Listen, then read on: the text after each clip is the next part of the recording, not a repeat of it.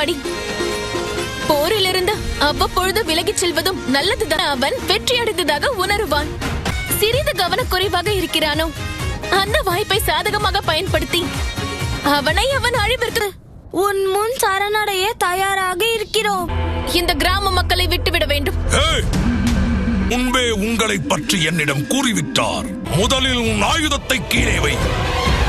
இந்த அனுமனின் கதை இன்றோடு முடியப் போகிறதென்று. இனி அடுத்த தாக்குதல் உன் மரணத்திற்கு காரணமாக போகிறது அனுமா. இந்த ஆயுதம் தான் உன் உயிரை எடுக்க வல்லது.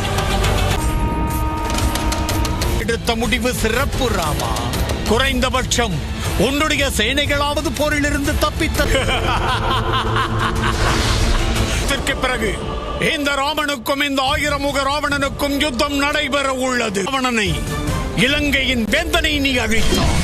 மகன் சந்திரபாகுவை நீ அழித்தாய். சூர்பனகையின் மூக்கை லட்சுமணன் அறுத்தது. ஞாபகம் வந்ததா ராமா? நான் அந்த சூர்பனகைதான். அவர் மரணத்திற்கு காரணமானாய். அதோடு என்னை இந்த யுத்த பூமியில் நீ தனியாக நிற்கிறாய். உங்கள் முகத்தில் ஏன் இந்த கவலை? அனைத்தும் நலம்தானே? நீ நினைப்பது சரிதான் சீதா. உன்னை பார்க்க வேண்டும் என்று அவளோடு காத்திருக்கிறான் அல்லவா? இதற்கு மேல் காத்திருக்க வைப்பது சரியல்ல. இருந்தாலும் அயோத்தியை நோக்கி செல்கிறது. இல்லை,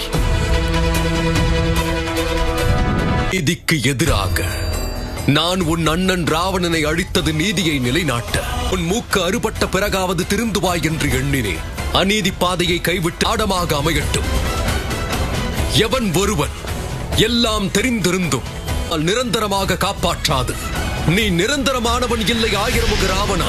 போகும். ஏனென்றால் இன்று ஒரு புறம் நீ அழிய போகிறாய். உன் வாரிசுகள் லவனும் குசனும் அழிய போகிறார்கள். அழிவு வரையில் கொண்டு சேர்த்து விடுகிறோம். லவன் குசனே, கவனமாக இரு. அந்த பாதையில் செல்லக்கூடியவர்களை இந்த 3 உலகங்களும் காத்தருளும்.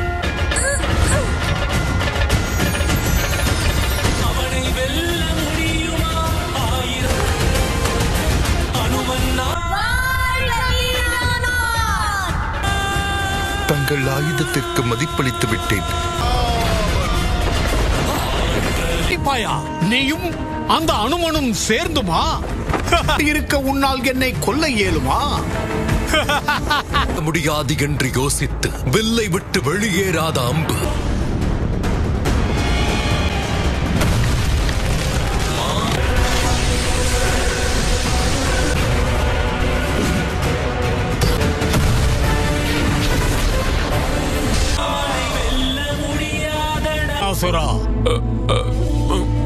என்னையா போக சொல்கிறீர்கள்?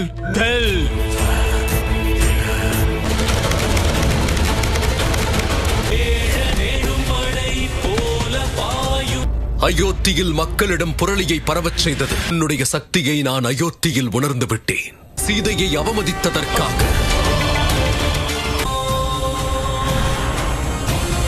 உன்னுடைய சக்தியை நான் அயோத்தியில் உணர்ந்து விட்டேன்.